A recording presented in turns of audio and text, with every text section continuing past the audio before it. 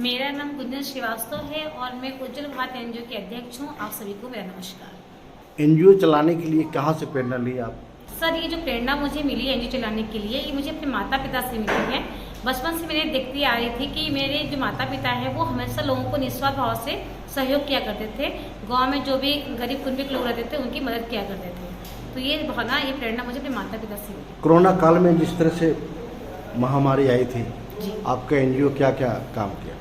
Sir, corona काल के समय हमारे एनजीओ ने काफ़ी वर्क किया था। जैसे कि जो भी आपको पता, जैसा आप जानते हैं कि उसमें लोग बाहर नहीं निकल पा रहे थे, तो हम घर घर जाकर राशन लोगों को दे रहे थे, या दूध है, जो भी हमारी कैपेसिटी के अकॉर्डिंग दे रहे थे। यहाँ सरकारी स्कूल में, जैतपुर सौरभ विहार में सरकारी स्कूल में फूड डिस्ट्रीब्यूशन हो रहा था।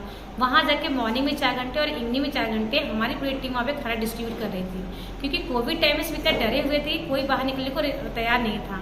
तो हमारी पूरी टीम निकल के सबको काम किया था और लोगों को राशन से लेके मेडिसिन से लेके जो व्यवस्थाएं पहुँचानी थी, जो राहत पहुँचानी थी, हमने घर घर जाके पहुँचाया। क्या क्या गरीबों के लिए करती हैं, बच्चों के लिए करते हैं? सर देखिए, हमारा जो एनजीओ है वो पर्टिकुलर किसी एक का वक्त पे काम नहीं करती है, वो मल्टीपल काम करती है। जैसे शिक्षा से संबंधित, तो जैसा कि आप जानते हैं कि विश्वकर्मा कॉलोनी में जैतपुर पार्ट 2 में बाढ़ आया था, तो वहाँ हमने देखा कि लोग राशन दे रहे थे, सब कुछ बांट रहे थे, लेकिन जैसा आप जानते हैं कि पानी इकट्ठा होने के बाद जैसे पानी चला जाता है तो वहाँ बहुत सारी महामारी आती हैं, तो बहुत सारी बीमारियाँ आ गई थी। तो हमने वहाँ क्षेत्रवासियों के लिए मेडिकल कैंप लगाया, वहाँ पर मेडिकल कैंप की सुविधा दी उनको। साथ में हमने सूखा राशन का भी वितरण किया। और 26 जनवरी, 15 अगस्त जैसे भी हमारे जो नेशनल फेस्टिवल होते हैं, उनमें हम जाके बच्चों को, जो झुग्गी हैं, झोपड़ी में जो बच्चे रह रहे हैं, जो स्कूल नहीं जा रहे होते हैं, उनके साथ जाकर उनको सेलिब्रेट करते हैं, उनको मनाते हैं। जैसे भी हमने 15 अगस्त पे वहाँ जाकर समोसे बांटे और फ्लैग दिया बच्चों को। और हर संडे पूरी कोशिश मेरी रहती है कि जो झुग्गी झोपड़ी बच्चे होते हैं, चाहे वो दिल्ली के हों, चाहे इस्माइलपुर हरियाणा के हों, जब हमारे आसपास क्षेत्र में दिखते हैं बच्चे, वहाँ जाके हम उनको मोटिवेट करते हैं, पढ़ने के लिए कॉपी और किताब फ्री मुफ्त कराते हैं और संडे उनका क्लास लेते हैं। कितने लोग का सहयोग बनाए आप लोग?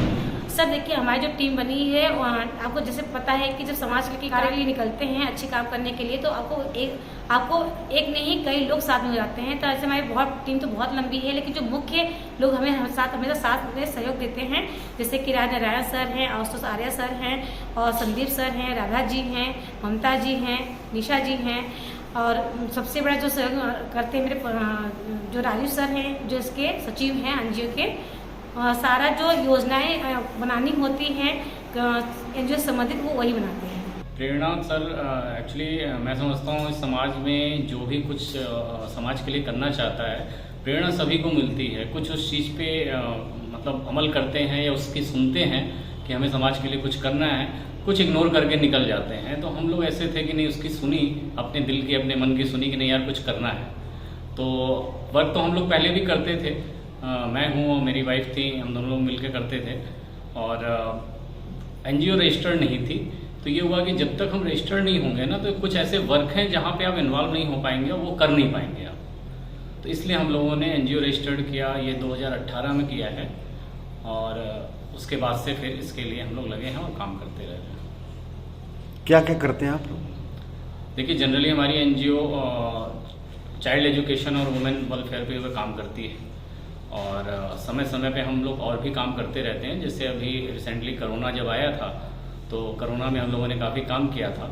हमारे ही चूँकि हमारा ऑफिस जो है वो जैतपुर में लोकेटेड है, तो जैतपुर के पास सरकारी स्कूल था, वहाँ पे गवर्नमेंट की तरफ से मतलब खाना बंटवाया जा रहा था।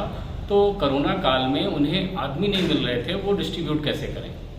तो वहाँ पे PS भारती सर हैं, वहाँ के प्रिंसिपल थे उस समय, इसमें उनका ट्रांसफ़र हो गया है। तो उनसे मेरा संपर्क हुआ, मैं यूँ ही जा रहा था तो देखा वहाँ ऐसे खाना पड़ा हुआ है काफ़ी, और कोई बांटने वाला नहीं है। तो वो बहुत परेशान थे, इवन उनके स्कूल के टीचर्स भी नहीं आ रहे थे जो उनकी हेल्प कर सकें। तो मेरी उनसे बात हुई, मैंने कहा सर आप ये कैसा खाना है और क्यों ऐसे पड़ा हुआ है। तो कहे आप कैसे हैं, आप क्यों पूछ रहे हैं। तो चूँकि हमारी उनकी जान पहचान नहीं थी, उनसे मैंने बात किया, अपना कार्ड दिया, मैंने कहा सर मैं एनजीओ से हूँ और ऐसे ऐसे है, आप बताइए क्या है, कोई हेल्प चाहिए तो बताइए। उन्होंने बोला कि सर ये खाना डिस्ट्रीब्यूट करना है और इसके लिए मुझे बंदे नहीं मिल पा रहे हैं, कोई आना नहीं चाह रहा है कि जो ड्यूटी कर सके दोनों टाइम। और लगभग मुझे उन्होंने बताया कि उनके यहाँ कंटेनर आते थे, 50 कंटेनर सुबह, 50 शाम को आते थे, दोनों टाइम डिस्ट्रीब्यूट करना था। तो मैंने कहा सर आप परेशान मत होइए, मैं और मेरी एनजीओ की सारी टीम यहाँ वर्क करेगी। कहे सर देख लीजिए, फिर रिटर्न में आप दीजिए, फिर आपको जाना नहीं होगा, यहाँ से जा नहीं सकते। मैंने कहा कोई नहीं सर, मैं आपको पूरा लेटर हेड पे प्रॉपर बंदों के नाम दूंगा, उनके फ़ोन नंबर दूंगा, वो बंदे आपके पास परमानेंट सुबह और शाम, आपको बुलाना नहीं पड़ेगा, अपने आप पहुंच जाया करेंगे। तो फिर मैंने नाम दिया। हमारे साथ वहाँ पे मेरे यहाँ जो इस संस्था के अध्यक्ष हैं गुंजन जी और मैं दोनों लोग मिल करके वहाँ गए और उनको सारे नाम दिए, डिटेल दिया। फिर अगले दिन से हम लोगों ने वहाँ काम स्टार्ट कर दिया और लगभग 4 घंटे सुबह और 4 घंटे शाम प्रॉपर ये काम किया करते थे।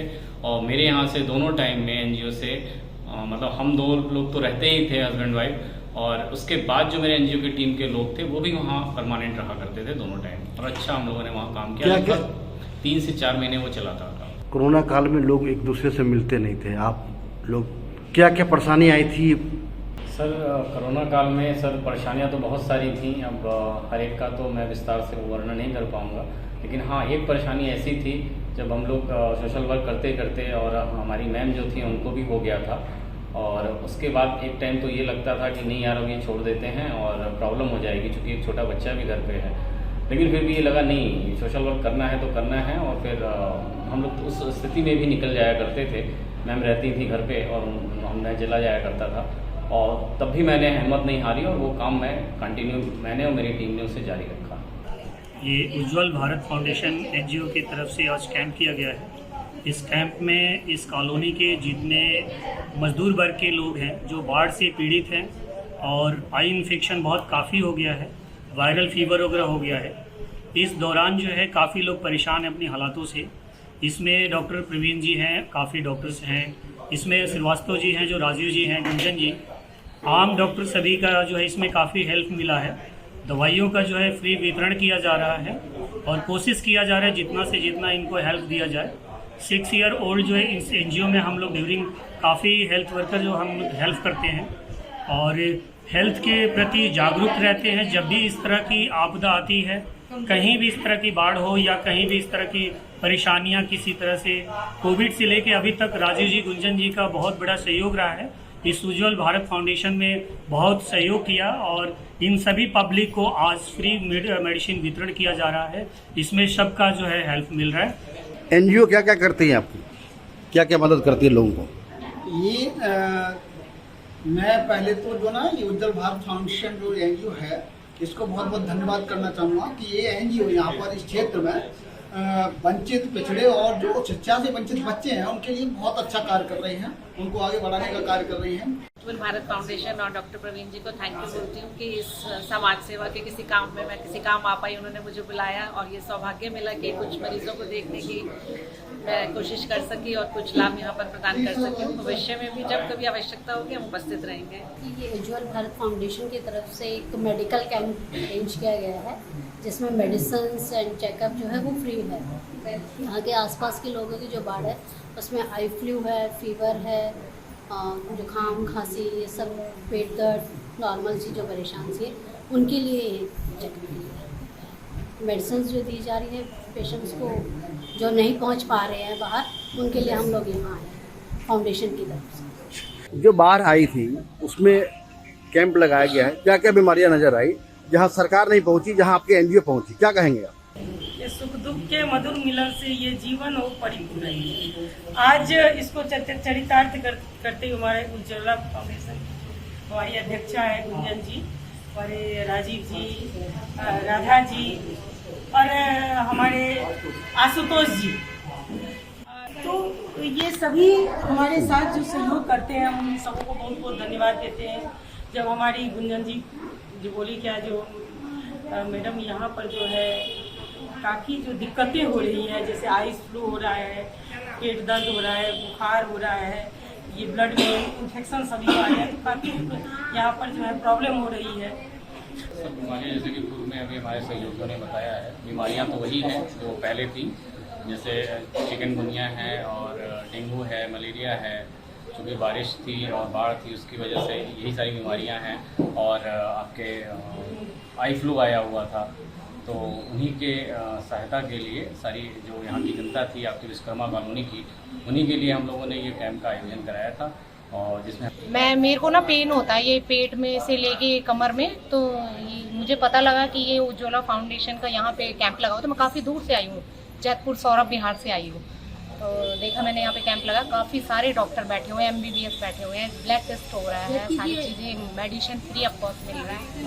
और ये गुंजन राज का ये प्रोग्राम यहाँ पे चल रहा है। काफ़ी सेवा भाव से इन लोगों को देख के ना काफ़ी अच्छा लगता है कि अगर ऐसे ही हर मनुष्य चाहेगा ना तो यहाँ पे देर नहीं लगेगी खुशियाँ आने में। उज्ज्वल भारत फाउंडेशन का आज प्रोग्राम रखा, तो उसमें हम लोग सभी लोग दवाई लेने आज आए हैं यहाँ पर। तो सभी लोगों को टेस्ट करके, डॉक्टर के जरिए टेस्ट करके दवाई सभी को दी जा रही है। लेकिन बहुत अच्छी दवाई है, सारा प्रोग्राम बहुत अच्छे से हुआ है। जो भी प्रॉब्लम है मुझे बता दीजिएगा। ये कैंप आप लोगों के लिए लगाया गया है,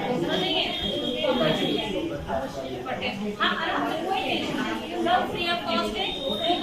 बता देना, डॉक्टर दूसरे बीमारों को बताइए ना, उनसे कोई दिक्कत होता है जो भी मुझसे बताइए, वो रेजोल्यूशन निकाल, ठीक है? कोई दिक्कत है बताइएगा। जो कहना चाहूंगी अपने सभी डॉक्टर टीम को कहना चाहूंगी, क्योंकि इनके बिना सपोर्ट के कैंप पॉसिबल नहीं था।